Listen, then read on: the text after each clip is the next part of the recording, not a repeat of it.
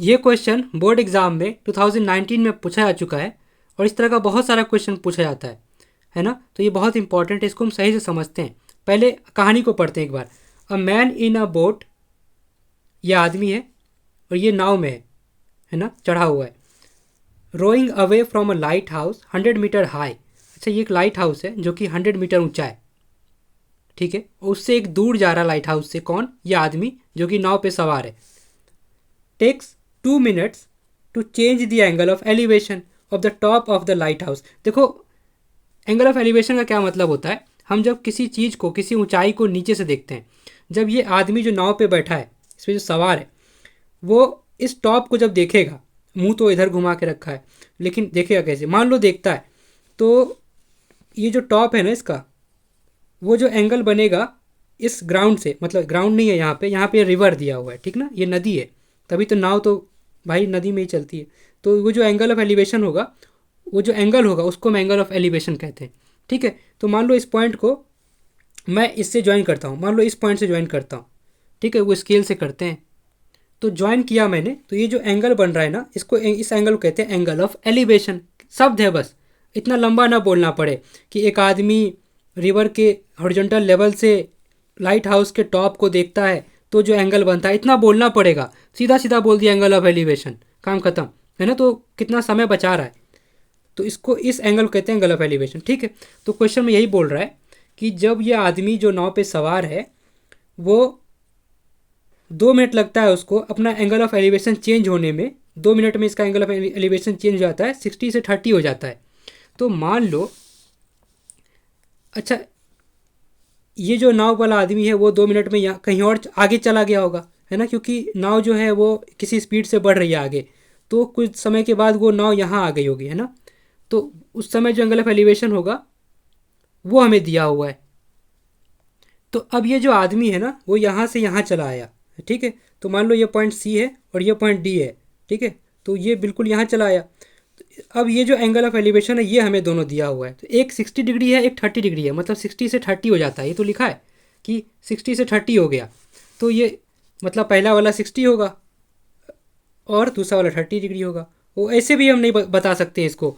तो common sense है, क्योंकि अगर ये 90 डिग्री है, इससे अगर आगे भागोगे, इससे आगे जाओगे, तो एंगल कम होता जाएगा, क्योंकि 90 से हम उधर जा रहे हैं, आगे जा रहे हैं, तो एंगल कम होता जाएगा। जितना और अगर आगे जाएंगे तो और एंगल कम होता जाएगा, है ना। एंगल का मतलब है इससे कितना मुंह खुला हुआ है इसका, तो यहाँ पे ज़्यादा खुलेगा। अगर इस लाइट हाउस की तरफ आओगे, तो मतलब 90 के तरफ आओगे तो एंगल बढ़ता जाएगा। अगर मैं ये पास आऊँ इसके, तो ये 60 है, थोड़ी देर बाद 70 होगा, 80 होगा, तभी तो 90 तक होगा, है ना। क्योंकि ये इधर आएगा कोई, तभी तो 90 बनेगा, बिल्कुल सीधा खड़ा हो गया लाइट हाउस के। तो दूर जाने से एंगल कम होगा। तो ये 60 है तो ये 30 हो गया। इतना समझ में आ गया। तो हमसे पूछा क्या है कि find the speed of the boat in metres per minute, है ना। हमें स्पीड बतानी है इस बोट की, कि इसको यहाँ से जाने में यहाँ तक कितनी स्पीड रही होगी। तो गिवन क्या क्या है ये देखो। एक तो हमें इसकी लाइट हाउस की हाइट मालूम है। दूसरा ये मालूम है कि ये बोट सी से डी तक जो गया है उसको टाइम कितना लगा, टाइम मालूम है। इसने बोला ना 2 मिनट में, तो मिनट में बोला है। इसका मतलब ये हुआ, इसका मतलब समझे दया। तो देखो ध्यान से समझना, सी से डी जाने में मुझे क्या गिवन है इसके बारे में, कि मुझे टाइम मालूम है। वो कितना है? वो है 2 मिनट्स, है ना। कि 2 मिनट्स में इतना नाटक हो गया, 60 से एलिवेशन 30 डिग्री हो गया, इतना चेंज हो गया, ठीक है। और मुझे स्पीड पूछा है। ये जो स्पीड होगी ना इसकी, जो भी स्पीड हो, वो स्पीड निकालना है। डिस्टेंस नहीं मालूम है। मान लो मेरा जो घर है मेरे स्कूल से कितना दूर है मुझे नहीं पता, लेकिन मैं 2 मिनट में हर रोज़ पहुंच जाता हूं, है ना। मैं अपने घर से मैं अपने स्कूल 2 मिनट में पहुंच जाता हूं। और मेरी स्पीड उस समय में एक्स मीटर पर सेकेंड, मैं एक्स मीटर पर मिनट की स्पीड से भागता हूँ। अगर मैं एक्स मीटर पर मिनट की स्पीड से भागता हूँ, मतलब 1 मिनट में मैं एक्स मीटर दौड़ जाता हूँ। 1 मिनट बीता मैं एक्स मीटर दौड़ गया, फिर 1 मिनट बीता मैं एक्स मीटर दौड़ गया। तो क्या मैं बता सकता हूँ कि मेरी स्पीड क्या रही होगी? फिर से सुनो। अगर मेरा घर मेरे स्कूल से कितना दूर है ये मुझे नहीं पता, मुझे टाइम पता है कि मुझे 2 मिनट लगता है, मुझे स्पीड पता है कि मैं रोज़ 5 मीटर 5 1 मिनट में 5 मीटर दौड़ जाता हूँ, 1 मिनट में 5 मीटर दौड़ता हूँ, मुझे 2 मिनट लगता है, तो क्या मैं बता सकता हूँ कि मेरा स्कूल कितना दूर होगा मेरे घर से? बता सकते हैं ना? देखो क्वेश्चन आसान है, मैं सिर्फ इंटरेस्ट बनाने की कोशिश कर रहा हूँ कि इससे डर न लगे, इससे मज़ा आए हमें इसको करने में। तो देखो स्पीड का मतलब होता है कि मैं 1 सेकंड में या 1 मिनट में कितनी दूर भागता हूँ, कितनी दूर चलता हूँ। तो स्पीड को ऐसे लिखते हैं। स्पीड का क्या होता है?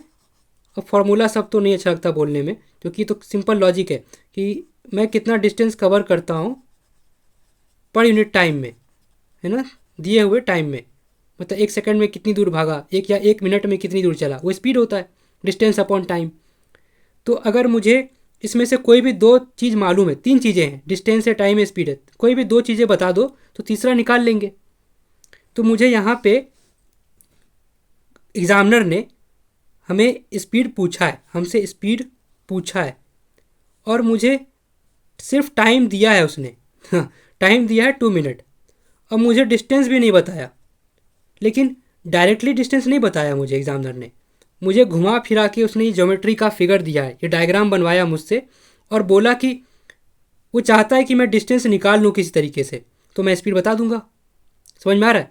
2 चीज़ें अननोन है, तो मुझे ये दोनों निकालना है। तो इसको निकालने के लिए मुझे ज़रूरी है कि डिस्टेंस निकालना ही पड़ेगा। बिना डिस्टेंस निकाले तुम सिर्फ ये नहीं निकाल, डायरेक्ट नहीं निकाल सकते, है ना? तो मुझे पहले डिस्टेंस निकालना पड़ेगा। तो मैं ये डिस्टेंस कैसे निकालूँ? घुमा फिरा के बात किस पे आ गई कि सी डी की डिस्टेंस पता करनी है। ठीक है, शुरू हो जाते हैं अब। मैं इतना टाइम इसलिए लगा रहा हूँ क्योंकि इंटरेस्ट बनाना चाहता हूँ मैं तुम्हारा, कि इसमें डरना नहीं है। इसमें ये समझ, देखो कुछ बच्चे करते हैं ना तो उसको समझ ही नहीं आता कि कर क्या रहे हैं, लेकिन आंसर तक पहुँच जाते हैं। तो हमें पता होना चाहिए कि कोई चीज़ हम निकाल रहे हैं तो क्यों निकाल रहे हैं, क्यों सी डी चाहिए, क्यों ये क्यों नहीं चाहिए, है ना, ये हाइपोटेन्यूज क्यों नहीं निकालते हैं, सिर्फ यही क्यों निकालते हैं, तो वो हमें पता होना चाहिए। तो अब देखो सी डी कैसे निकालेंगे, अब ये सोचो। तो अब ऐसे सोचो कि इस ट्रायंगल को अगर मैं देखूँ, बड़े बड़े ट्रायंगल को, कौन से ट्रायंगल को, मान लो इसको नामकरण कर दिया ना, इसका नाम रख दिया ए बी। तो अगर मैं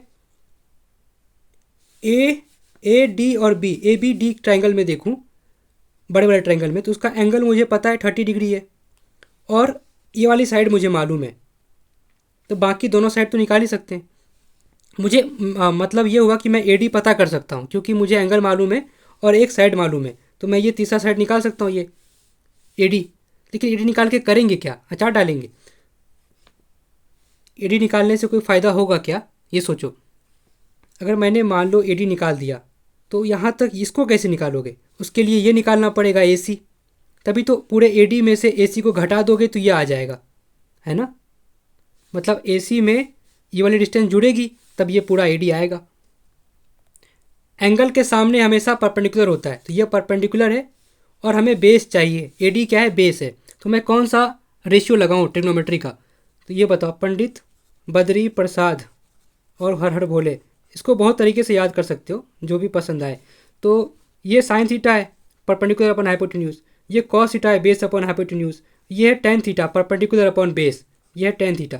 तो देखो मुझे परपेंडिकुलर और बेस से मतलब है, परपेंडिकुलर गिवन है, बेस चाहिए, तो मैं टेन थीटा लगाऊंगा। हाइपोटेन्यूज से कोई लेना देना नहीं है इस क्वेश्चन में। तो मैंने लगाया क्या क्या लगाया भाई? Tan theta, ten 30 degree, ten 30 हो जाता है परपेंडिकुलर अपॉन बेस। परपेंडिकुलर है 100, एंगल के सामने परपेंडिकुलर होता है। और बेस क्या है? A D. देखो बिल्कुल सब पता है कि हम क्या कर रहे हैं ना, बिल्कुल हमें एक एक चीज़ पता है कि क्यों कोई चीज़ क्यों कर रहे हैं। टेन 30 डिग्री कितना होता है? 1/√3, 1 में √3। 100 पहले से लिखा है, A D upon A D पहले से लिखा हुआ है, क्रॉस मल्टीप्लाई कर दिया तो ए डी आ गया 100√3, 100√3, 100√3, ये ए डी आ गया। मतलब कि यहाँ से लेकर पूरा यहाँ तक का डिस्टेंस आ गया, है ना, ये पूरा ए डी आ गया यहाँ से लेकर यहाँ तक का। ठीक है, वो निकाल लिया हमने। अब इसी तरह से अगर इस वाले ट्रायंगल में, कौन से ट्रायंगल में? ए बी सी में, अगर मैं 1060 डिग्री लगा दूँ तो ए सी मिल जाएगा। ए सी है ना, तो 1060 degree perpendicular upon base. Perpendicular क्या है? एंगल के सामने वाला 100 मीटर, 100 है परपेंडिकुलर। बेस है हमारा ए सी। तो 1060 क्या होता है? √3। तो ये √3 के इक्वल है, क्योंकि 1060 डिग्री √3 होता है। इसको याद करो भाई। और क्रॉस मल्टीप्लाई कर लिया, या दोनों तरफ देखो, चलो ए सी, ऐसे कन्फ्यूज जाओगे, ए सी इधर क्रॉस मल्टीप्लाई किया, इसके नीचे तो 1 है, एक तो हर जगह है, सबका मालिक एक, तो क्रॉस मल्टीप्लाई कर लिया, ए सी को वहाँ भेजा और √3 को इसके नीचे ले आए, तो ये हो जाएगा 100/100√3।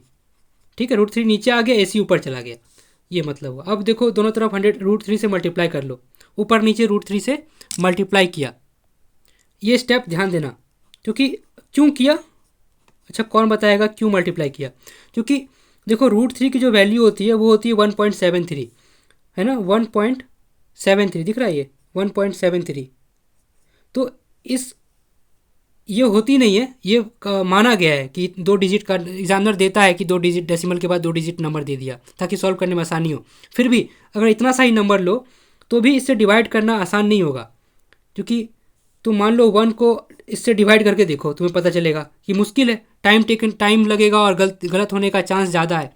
तो हम नीचे में नहीं रखना चाहते इसको। अब सोचो 1 को इससे मल्टीप्लाई करने को मिल जाए, मैं 1 से इसको नंबर को मल्टीप्लाई करूं तो ज़्यादा आसान है, या 1 को मैं इस नंबर से डिवाइड करूं तो ज़्यादा आसान है? मतलब इस नंबर से 1 को डिवाइड करना तो मुश्किल है, इसलिए हम मल्टीप्लाई में रखना चाहते हैं, इसलिए √3 से ऊपर नीचे मल्टीप्लाई कर दिया ताकि नीचे से ये गायब हो जाए। हम रूट नहीं रखना चाहते नीचे में, ठीक है। तो ऊपर में बचा 100√3, नीचे में √3, रूट चला गया, रूट से रूट शहीद हो गया, तो बचा 3। इतना आ गया हमारा AC। अब इससे फ़ायदा क्या हुआ कि मुझे टोटल पता है डिस्टेंस यहाँ से यहाँ तक का, A से D तक का, मुझे A से C तक का पता है, तो CD मिल जाएगा भाई, है ना। कैसे मिलेगा? इस पूरे में से इतना घटा देंगे, ठीक है। तो देखो ये पूरा है 100√3 और ये इतना है 100√3/3, तो इसको इसमें से हम इसको माइनस कर रहे हैं, तो ये इतना निकल जाएगा, तो मतलब इस वाले में से इसको घटा रहे हैं। तो ये लिखा हुआ है, देखो यहीं पे कर लेते हैं, ये 100√3/3। अब तो कुछ लोग सॉल्व भी कर दिए होंगे, अब कुछ बचा ही नहीं। 100√3 कॉमन ले लो, है ना, ये नहीं कि इसको बैठ के सॉल्व किया इसको सॉल्व किया, ऐसे नहीं, 100√3 कॉमन ले लिया। यहाँ पे बचा 1/3, समझ में आ रहा है? तो एक चीज़ देखो, इसमें से इसको नहीं घटाना था, इसमें से इसको घटाना था ना, उल्टा। तो ये प्लस का ये माइनस का ना, इसको घटा रहे हैं हम। कोई बात नहीं, मैं फिर से कर दे रहा हूँ, क्योंकि कुछ लोग कहीं कन्फ्यूज जाएंगे।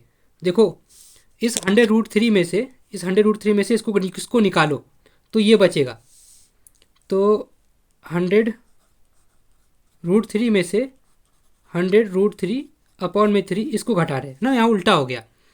तो मुझे पता कैसे चला उल्टा हो गया, क्योंकि निगेटिव में आने लगा था वैल्यू, कम से ज़्यादा को घटा रहे थे, या ज़्यादा से कम को घटाना था। ये बड़ा है, ये छोटा है।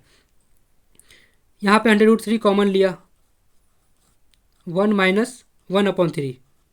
अब 3 1 जा 3, इसको LCM लेके सॉल्व करके 2/3 आएगा, 3 से 1 घटा गया, 2/3 बचा, तो 100√3 यहाँ से आएगा 2/3, इतना ठीक है।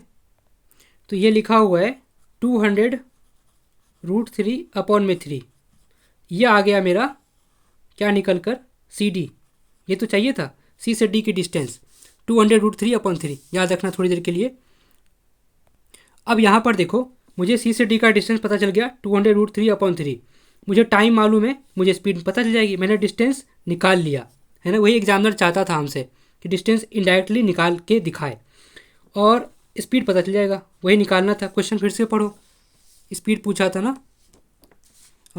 Find the speed of the boat in metres per minute, metres per minute में स्पीड पूछा है, और ये टाइम भी मिनट में दिया है, 2 मिनट। कोई दिक्कत नहीं है, कुछ चेंज वेज नहीं करना है। तो डिस्टेंस यहाँ पे रख देंगे, वो कितना है 200√3/3, 200√3/3, ये डिस्टेंस हो गया हमारा। टाइम कितना है 2 मिनट। अब ये तो सॉल्व हो जाएगा। तो देखो ये 3 तो नीचे आएगा ना, 3 उतर के नीचे आएगा, इस 2 से इसको काट लो, ये हो जाएगा 100 टाइम्स में चला जाएगा, तो बचा 100, ऊपर में 100√3, नीचे में क्या बचा, ये वाला 3, ये नीचे आ गया 100√3/3। ये हमारा आंसर है। अब इसको आगे भी सॉल्व कर सकते हैं। आगे कैसे सॉल्व करोगे, तो देखो √3 की जगह रखो 1.73, ये दिया रहता है क्वेश्चन में, नहीं दिया हो तो अपने मन से अगर चाहते हैं सॉल्व करना तो कर सकते हैं आगे, नहीं तो यहाँ तक छोड़ सकते हैं, /3। है ना। तो इसको डेसिमल को हटाओ, नीचे में 2 जीरो बढ़ाओ, तो ये डेसिमल के बाद 2 डिजिट है, 1 2, 2 डिजिट बढ़ा लिया, इससे ये चला गया। तो 173 को डिवाइड कर लो 3 से, मैं कर दे रहा हूँ फिर तो पॉज करके। यह आएगा 57.67 समथिंग, है ना, क्योंकि ये ख़त्म नहीं होगी वैल्यू, 6666 आता रहेगा, तो मैंने 7 लिख दिया उसको, समझ जाना। मीटर पर मिनट, मीटर पर यूनिट, ये हमारा आंसर है। ठीक, ख़त्म, थैंक यू।